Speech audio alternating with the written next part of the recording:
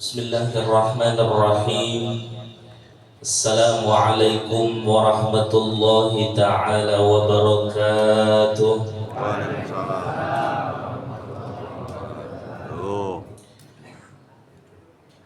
Alhamdulillahi rabbil alamin.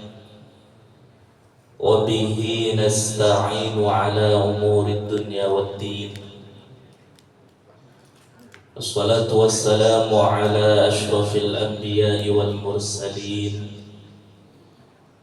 Sayyidina wa habibina wa syafi'ina Muhammadin wa ala alihi wa sahbihi wa man tabi'ahum bi ihsanin ila yaumiddin. Amma ba'du, hadratul muhtaram wal mukarram al-alim al-ulama warathatul anbiya al-asatidh wal-asatidhat al-a'izzah, wabil khusus Ketua DMI Kecamatan Cilengsi Bapak Haji Ujang Dayat, wabil khusus Ketua Yayasan Masjid Jami Al-Ikhlas Bapak Juhali, wabil khusus Al-Mukarram wal-Muhtaram guru kita Al-Ustaz Effendi, Al-Mukarram wal-Muhtaram para sesepuh, para guru yang tidak bisa saya sebutkan namanya satu persatu,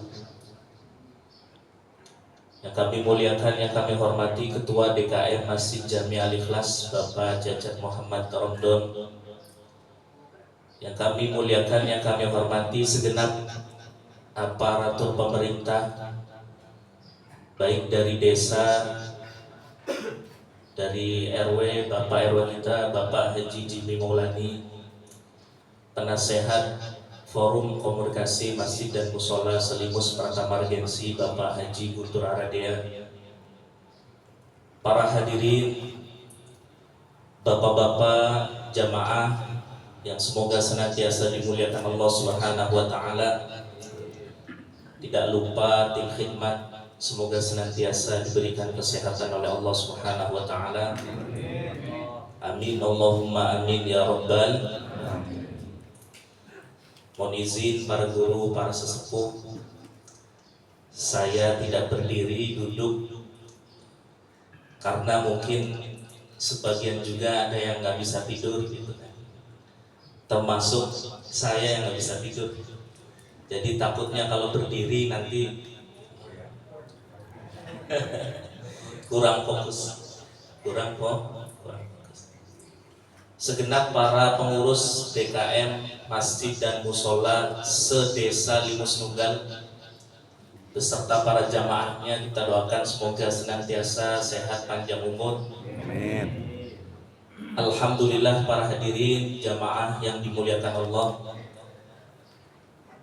Tema tausiah pada perjumpaan kita di jamaah subuh Limus, tepatnya di Masjid Jami Al-Ikhlas, yaitu meraih cinta dan juga maghfirah dari Allah Subhanahu wa taala. Sebab para hadirin, ketika kita dicintai pasti nikmat. Ketika kita dicintai pasti nikmat. Ini secara logika Bapak bayangin sendiri, kalau istri-istri Bapak cinta benar sama Bapak, kira-kira senang apa senang? Naluri sebagai manusia ketika dicintai pasti bahagia, pasti girang, pasti senang. Karena memang ketika kita dicintai oleh seseorang itu adalah sebuah nikmat yang luar biasa. Kemudian yang kedua, ketika kita tergelincir di dalam sebuah kesalahan, setelah berbuat salah, tanpa minta maaf misalnya. Kemudian orang yang kita berbuat salah kepadanya memaafkan kita. Kira-kira beruntung atau beruntung? Senang atau senang? Belum minta maaf sudah maafkan.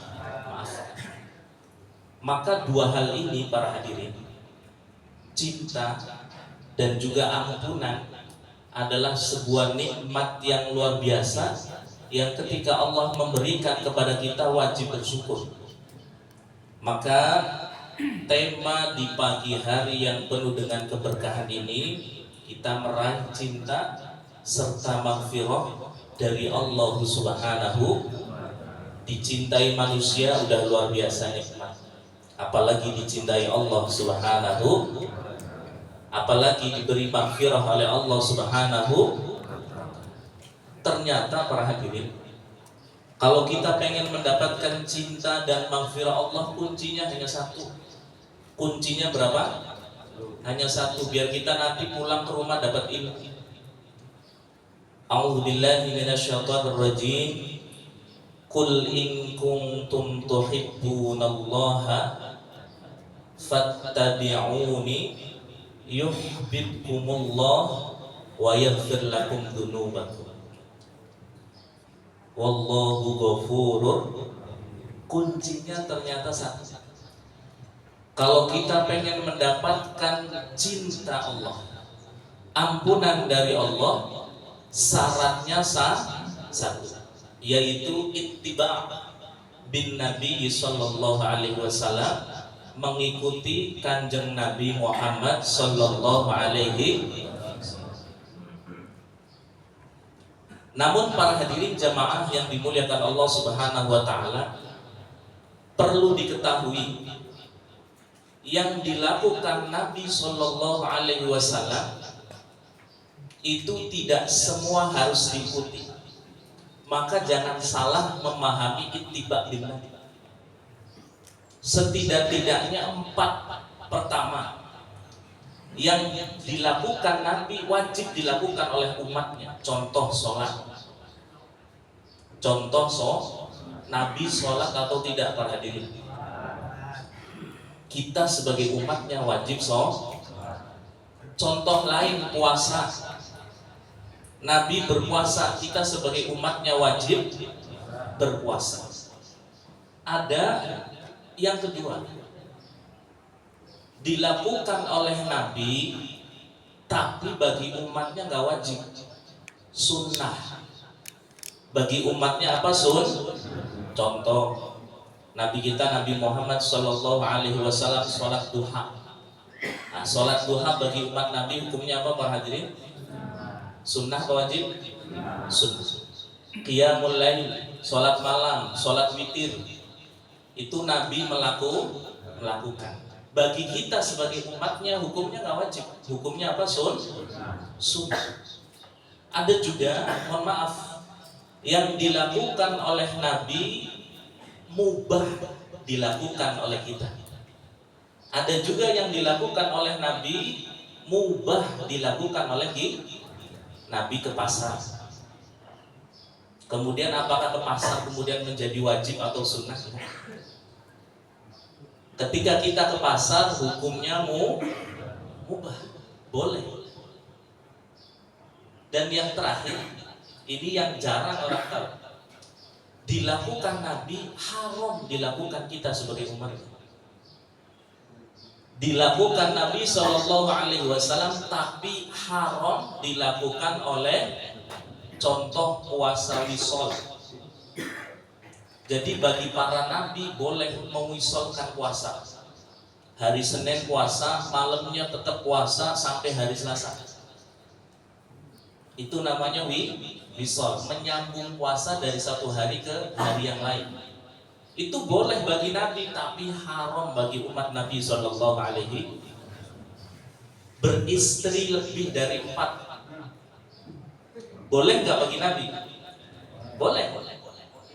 Tapi kira-kira kalau ada para sesepuh, para guru atau para bapak-bapak punya istri lebih dari 4, boleh atau boleh? Boleh. mau 2 aja nggak berani, apalagi lebih dari 4. Jadi itu yang dilakukan Nabi, tapi tidak boleh dilakukan oleh umat. Tapi para hadirin jamaah yang dimuliakan Allah Subhanahu wa taala, saya tidak akan membahas dari 4 tadi, satu saja yang saya mau bahas, yaitu yang dilakukan oleh Nabi kemudian sunnah dilakukan oleh kita sebagai umat. Luar biasa banyak. Tapi karena ini tadi kita habis sholat, maka sedikit saya jelaskan sunnah-sunnah Nabi yang dilakukan setelah sholat. Sunnah-sunnah Nabi yang dilakukan setelah sholat. Yang pertama, mengusap wajah, mengusap dari Assalamualaikum warahmatullahi kanan, Assalamualaikum warahmatullahi kemana? Ke kiri. Setelah itu ngapain biasanya? Ngusap pada ngusap wajah kan? Ngusap. Ini sunnah Nabi atau bukan? Ini sunnah Nabi SAW. Cuman bedanya satu, Pak.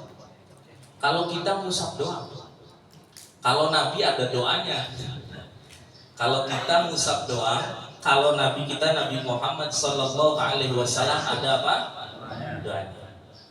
Warwaina fi kitab Ibnu Sunni an Anas radhiyallahu anhu qala kana Rasulullah sallallahu alaihi wasallam idza qada salatahu masaha jabhatahu biyadihil yumna, pakai tangan kanan, ngusapnya pakai tangan, jangan pakai tangan kiri. Kemudian Nabi SAW berdoa, Asyhadu an la ilaha illallah ar-Rahmanur Rahim, Allahumma adhib annil hamma wal hazan. Ada yang hafal? Insya. Kalau sudah ngusap lumayan, tinggal ditambahin apa? Tinggal ditambahin doa, Asyhadu an la ilaha illallah ar-Rahmanur Rahim, Allahumma adhib annil hamma. Artinya apa Ustaz?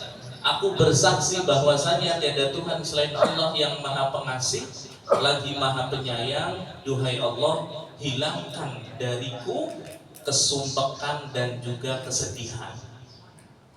Bapak sholat tiap hari sumpek terus, berarti nggak baca doa ini. Bapak setiap hari sholat tapi sedih terus, berarti belum baca doa ini. Karena coba Pak, kalau kita perhatikan doa Nabi, berarti tingkatan derajat sholat Nabi bukan lagi paksaan, bukan lagi kemudian sebuah kewajiban, tapi bagi Nabi sholat adalah menghilangkan kesedihan dan juga kesumpekan. Jangan sampai kita sholat nambah sumpek, kita sholat nambah bertolak belakang dengan apa yang kemudian dirasakan oleh Nabi kita Nabi Muhammad Sallallahu Alaihi Wasallam. Itu yang pertama. Yang kedua, setelah sholat diusahakan berzikir. Setelah sholat diusahakan apa para hadirin? Berzikir. Al-Imam Ibnu Abbas radhiyallahu anhu mengatakan, anna raf'as sauti bidzikri hina yansarifun nas minal maktubati kana ala ahdin Nabi sallallahu alaihi wasallam. Ini yang menyampaikan sepupu Nabi, namanya Abdullah bin Abbas.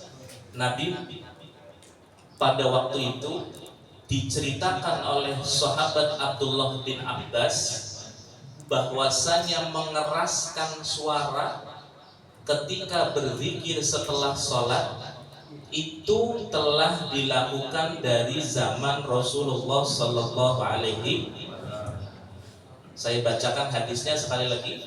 Anna raf'as sauti bidzikri hina yansarifun nas minal maktubah. Mengeraskan suara ketika berzikir setelah sholat. Astagfirullahaladzim, astagfirullahaladzim, astagfirullahaladzim. Ternyata sudah ada dari zaman siapa?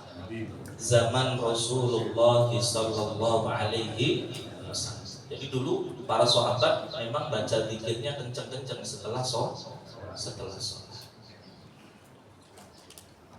Adapun lafaz zikirnya mungkin sebagian kita hafal, baca istighfar, baca la ilaha illallah wahdahu la syarikalah, baca Allahumma antas salam, Allahumma la mani'a lima a'taita, kemudian baca ayat kursi. Kata Nabi, barang siapa yang membaca ayat kursi setiap sholat 5 waktu, maka tidak ada yang memisahkan dia dengan surga melainkan kematian. Kemudian baca tasbih 33, tahmid 33, takbir 33 kali, di dalam riwayat lain 34 kali, ditutup dengan la ilaha illallah wahdahu la syarikalah lahul mulku wa lahul hamdu yuhyi wa yumiitu wa huwa ala kulli syai'in. Setelah berzikir jangan langsung pulang. Usahakan berdoa. Dalil yang pertama disebutkan di dalam surah Al-Insyirah. Bapak-bapak semua hafal. Fa idza faraghta di dalam tafsirnya qala Ibnu Abbas wa Qatadah wa Dhahak wa Muqatil wal Qalbi fa idza faraghta minas sholatil maktubati fansab ila rabbika fid du'a warghab ilaihi fil mas'alati yu'tika. Jadi Al-Imam Ibnu Abbas beserta para ahli tafsir yang lain mengatakan maksud daripada fa idza faraghta fansab, fa idza faraghta min sholatika fansab fid du'a. Setelah engkau selesai melaksanakan sholat, membaca zikir, maka usahakan berdoa. Bahkan kata Ibnu Abbas, apa yang kau minta akan diberikan oleh Allah Subhanahu wa Ta'ala. Itu dari Al-Quran. Kemudian dari hadis Nabi Sallallahu Alaihi Wasallam, wa rawaina fi kitab Tirmidzi an Abi Umamah radhiyallahu anhu qala qabala Rasulillah Sallallahu Alaihi Wasallam. Ada orang bertanya kepada Nabi, ayyud doai asma, doa yang paling didengar oleh Allah kapan? Nabi mengatakan jawfal lailil akhir, sepertiga malam terakhir. Yang kedua, waduburos salawatil maktubati, setelah sholat 5 waktu. Ustaz, doanya sendiri-sendiri atau berjamaah? Kita baca hadis selanjutnya. Sami'tu Rasulullah sallallahu alaihi wasallam yaqul la yajtami'u qaumun muslimun fayad'u ba'duhum wa yu'minu ba'duhum illa istajaballahu du'aahum, rawahu Tabrani. Kata Nabi, tidaklah berdoa seorang imam ataupun di luar rangkaian setelah sholat kemudian sebagian yang lain mengaminkan, kecuali doa yang dipanjatkan pasti diijabah oleh Allah Subhanahu. Kemudian yang terakhir hadis Nabi, ketika doa usahakan mengangkat kedua tangan bagi yang punya tangan. Kalau yang nggak punya tangan, di dalam ilmu fikih yang nggak perlu ngangkat. An Ibnu Abbas radhiyallahu anhu qala Rasulullah sallallahu alaihi wasallam, idza da'aka Allah fad'u bi batini kaffai wa la tad'u bi dhuhurihima fa idza faraghta famsah bihima wajhaka. Kalau berdoa kata Nabi, angkat kedua tangan, telapak tangan bagian dalam ke arah langit, punggung ke arah bumi. Setelah berdoa kata Nabi, usapkan ke wajah. Usapkan kemana? Ke wajah. Bahkan di dalam hadis ketika bapak-bapak mau tidur itu lebih jelas lagi. Ditiupkan, diusapkan ke wajah, ke tubuh, sampai ke anggota yang bisa dijangkau oleh kedua tangan. Kira-kira paham bapak-bapak? Saya nggak ceramah ya, saya cuma menjelaskan sunnah Nabi yang kemudian dilakukan setelah sholat. Pertama, mengusap wajah. Doanya nanti dihafalin masing-masing. Sebelum baca istighfar, baca dulu tuh Allah asyhadu an la ilaha illallah ar-rahmanur rahim Allahumma adhib anil hamma wal. Kemudian baca zikir. Baca zikir dikeraskan. Kemudian yang ketiga berdoa. berdoa. Mengangkat kedua tangan, boleh berdoanya berjamaah, kemudian setelah itu diusapkan ke wajah. Jadi kira-kira bapak-bapak semua paham ya? Insya takutnya ada yang udah ngamalin tapi nggak tahu dalilnya. Makanya saya kasih tahu dalilnya biar nambah mantep, biar nambah yakin dengan amalan-amalan yang kita lakukan. Mohon maaf tidak bisa panjang lebar. Billahi taufiq wal hidayah wa ridha wal inayah wa lakum. Assalamualaikum warahmatullahi wabarakatuh. Waalaikumsalam.